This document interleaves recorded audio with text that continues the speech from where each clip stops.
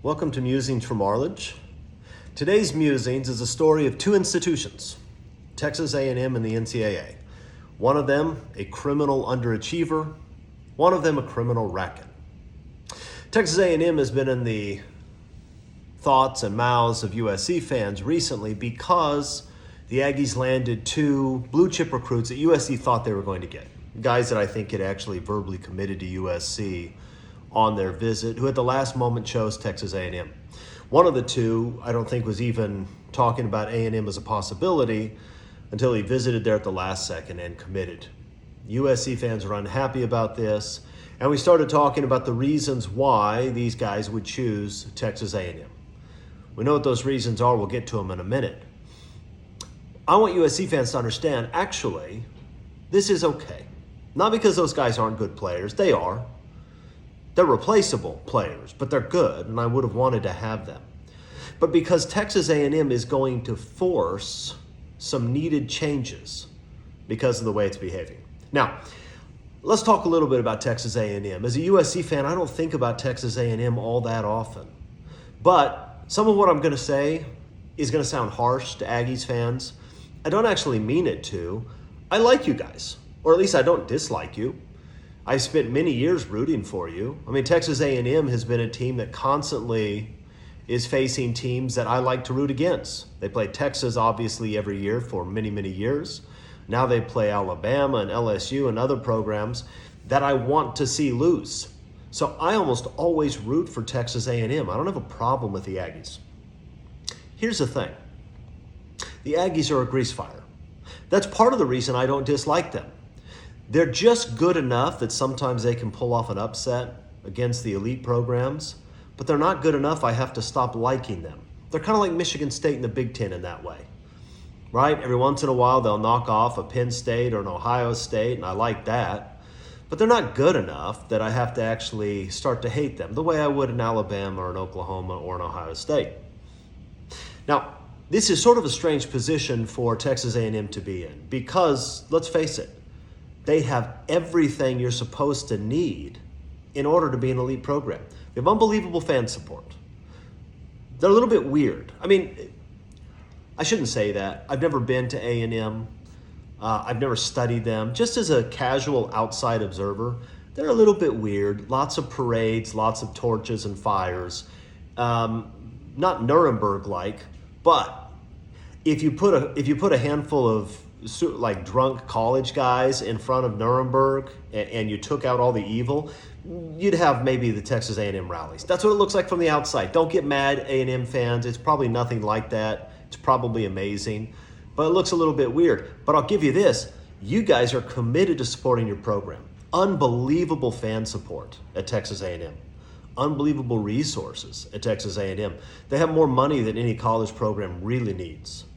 And they also happen to sit in one of the two best recruiting territories in America, right? Texas and Florida, two best places to recruit football players from. A&M is right in the middle of all that. With all these advantages, you would expect that Texas A&M would be an elite program. They should be an elite program. There's no reason they shouldn't be in the top 10. But instead, they're a grease fire, and they have been for decades. R.C. Slocum had a nice run in the early 90s where I think he finished in the top 10 4 straight years. Since then, if we throw out the COVID season, there have been 27 seasons since Slocum's good run. Texas A&M has had a season where it lost 2 or less games only once in those 27 seasons. And they have, I think, 5 losing records during that time period. Look, one season with 2 or less losses, Northwestern and Oregon State have equaled that. It doesn't make any sense. They shouldn't be so bad, but they are. They thought they solved the problem when they went out and hired Jimbo Fisher. Jimbo had actually won a national title already, and they gave him that gigantic contract. This was the first of the huge coaching contracts. They've become commonplace since then, but A&M paid him a gigantic amount of money for, I think it was a 10-year deal, all of it guaranteed. And they thought they had solved the problem because they thought, well, we just need an elite coach. If we had an elite coach, we'd be all right. But Texas A&M under Jimbo looks a whole lot like Texas A&M before Jimbo. And what this means is that A&M fans have become a little bit desperate. They don't believe at this point that just hiring a new coach will solve their problem, and they realize that getting rid of Jimbo Fisher is very difficult at this point anyway. They owe him too much money. Even the Texas Oilmen don't have enough money to pay off Jimbo Fisher, not yet. So when the federal courts started to allow players to capitalize on their own name, image, and likeness, Texas A&M saw an opening and they jumped into it head first. They started backing up Brinks trucks to recruits' houses. They started carrying around giant sacks of money like they were Santa Claus with a giant sack of toys. And they started passing out this cash, and they started to land recruiting classes. 2 years ago, they landed the top-rated recruiting class in history. All of which pissed off a whole lot of people, including Nick Saban, who couldn't help himself and went out and started complaining about the way Texas A&M is buying recruiting classes. Now, imagine the irony of that. An Alabama coach, the OG of cheating football programs, going out and complaining about somebody else cheating. That shows you just how much Texas A&M has gotten under everyone else's skin here. And so USC fans are upset. They're complaining. These guys offered a big bag of money to the recruits that were going to play for us. Probably. But look, here's the thing. Because A&M is pushing the envelope so aggressively, they're actually forcing changes to the system. See, for quite some time, the NCAA has been slow to react to NIL. Why has the NCAA been slow to react? Because the NCAA is not sure that they can actually enforce their rules. A few years ago, the NCAA's restrictions on certain types of academic support programs, academic benefits, went all the way up to the U.S. Supreme Court, which ruled 9-0 against the NCAA. And the way the majority wrote their opinion, they limited it just to the particular benefits at issue, but they also implied that the NCAA was going to have trouble enforcing just about any of their rules. Now, that's what the majority did, but Justice Kavanaugh, in a concurring opinion, he made express what was implied by the other justices. And I want you to listen to some of what he said about the NCAA because it's very important to understand what's coming down the line. Here's some quotes from his. The NCAA couches its arguments for not paying student athletes in innocuous labels, but the labels cannot disguise a reality. The NCAA's business model would be flatly illegal in almost any other industry in America. That's tough. Price-fixing labor is price-fixing labor, and price-fixing labor is ordinarily a textbook antitrust problem because it extinguishes the free market in which individuals can otherwise obtain fair compensation for their work. Now, is he right about that? Of course. For decades, the primary goal of the NCAA has been to ensure that in this multi-billion-dollar industry known as college football, the labor doesn't get anything. I mean, that's their primary reason for existence, to make sure that when these many hundreds of millions of dollars are sloshing around, that it all gets taken by television networks, by universities, by the NCAA itself, by coaches and athletic directors who make a lot of money, but not a single cent to players. I mean, it's not just price-fixing labor. It's quite literally getting rid of all prices for labor. They're making it so these people can't make any money at all. That was their whole reason for existence. And the Supreme Court is saying that actually is almost certainly against the law. Listen to this. Again, from Kavanaugh's opinion. The bottom line is that the NCAA and its member colleges are suppressing the pay of student athletes who collectively generate billions of dollars in revenues for colleges every year. Those enormous sums of money flow to seemingly everyone except the student athletes. College presidents, athletic directors, coaches, conference commissioners, and NCAA executives take in 6- and 7-figure salaries. Colleges build lavish new facilities, but the student athletes who generate the revenues, many of whom are African American and from lower income backgrounds, end up with little or nothing. It is highly questionable whether the NCAA and its member colleges can justify not paying student athletes a fair share of the revenues on the circular theory that the defining characteristic of college sports is that colleges do not pay student athletes. Look, in other words, he's saying it's a giant price-fixing scam. It's a way to have one of the richest business industries in America make a gigantic fortune and ensure that labor doesn't get any of it. And that's probably not going to work if what you're saying is, well, we define our business as a business that makes a lot of money and doesn't pay labor. Therefore, we can't pay labor. And the court says, yeah, I don't think that's going to work. So here's the thing. The NCAA at this point, they know that if push comes to shove and they end up in litigation, they're almost certainly going to lose. And not just lose, but they're probably going to have the federal court say that the NCAA is an anti-competitive, unlawful organization. It probably ends in their disbandment. This is why the NCAA has been so slow to deal with NIL issues. And all these coaches and athletic directors that are complaining, hey, the NCAA should have some NIL rules. It's madness out here. The NCAA knows it's madness out there. Everybody knows it's madness out there. It's called the free market. People paying whatever they think they want to pay. People accepting whatever they want to accept. But it is the Wild West. And there's a reason why the NCAA hasn't done anything. It's not because the NCAA wasn't aware. It's not because they're sitting there at their offices in Indiana saying, I never heard of this. They know exactly what's going on. But they know if they actually come down and try to enforce any rules, that it probably means the end of their organization. Now, here's the thing. They would probably be willing to allow the madness to exist merely to preserve their own existence, if not for the fact that schools like Texas A&M are pushing the boundaries so aggressively.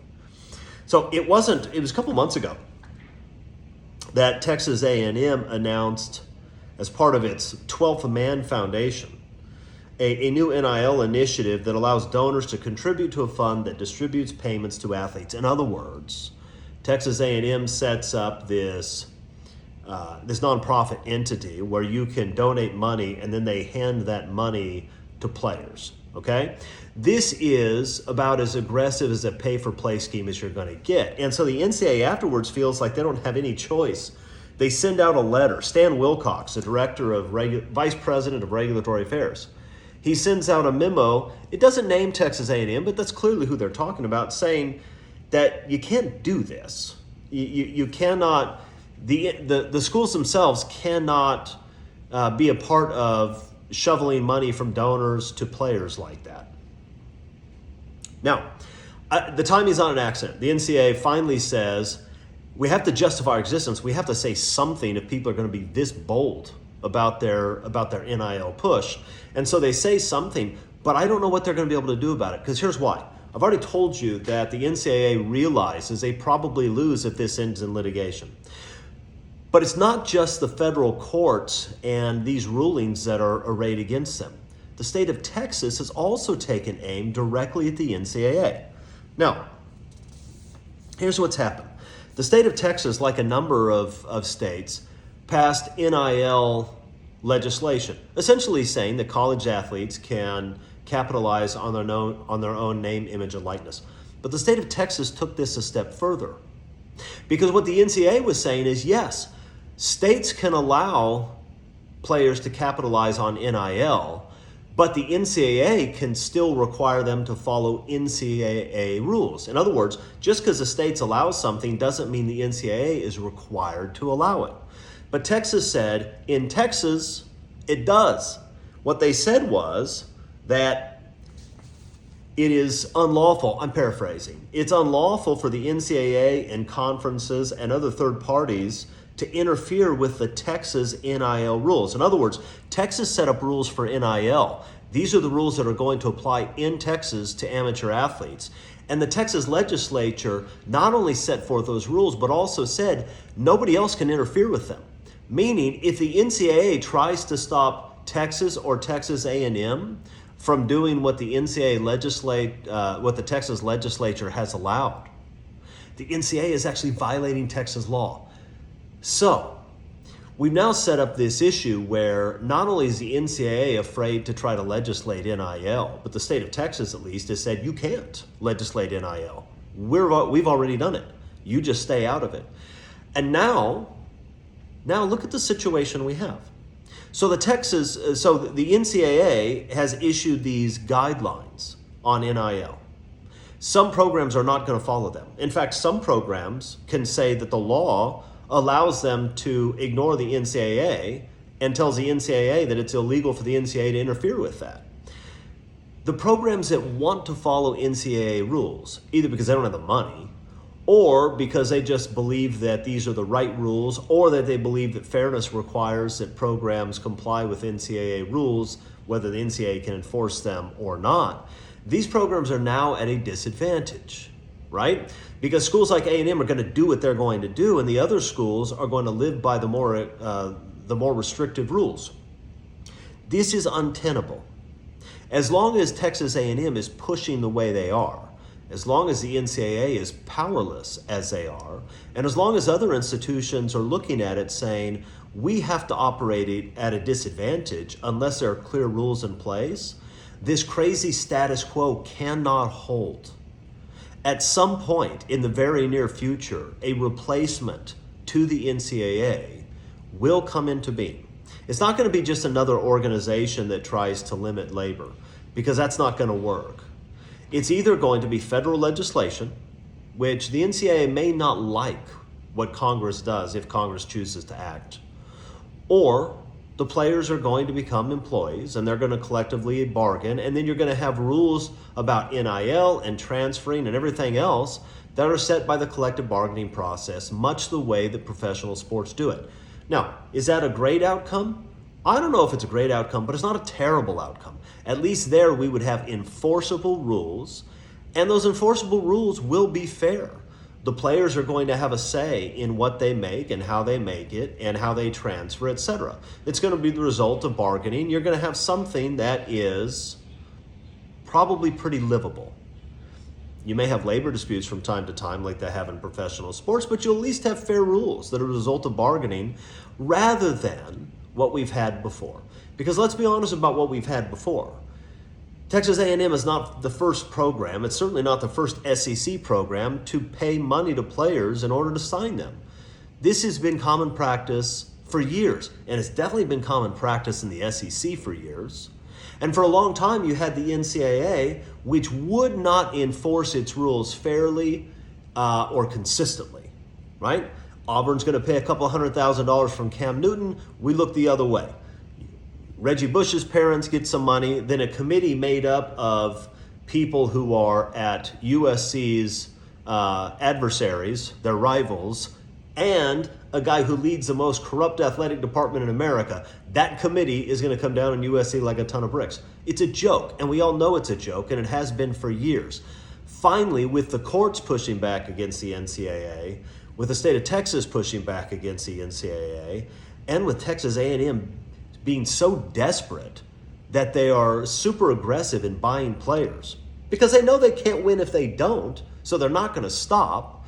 All of that has combined to create the perfect storm, which will, I think, put the NCAA out of business within the next few years, which is a good thing. It's a good thing for fairness. It's a good thing for Mom and Apple and American Pie and all that stuff. So, Texas A&M may or may not accomplish anything on the field.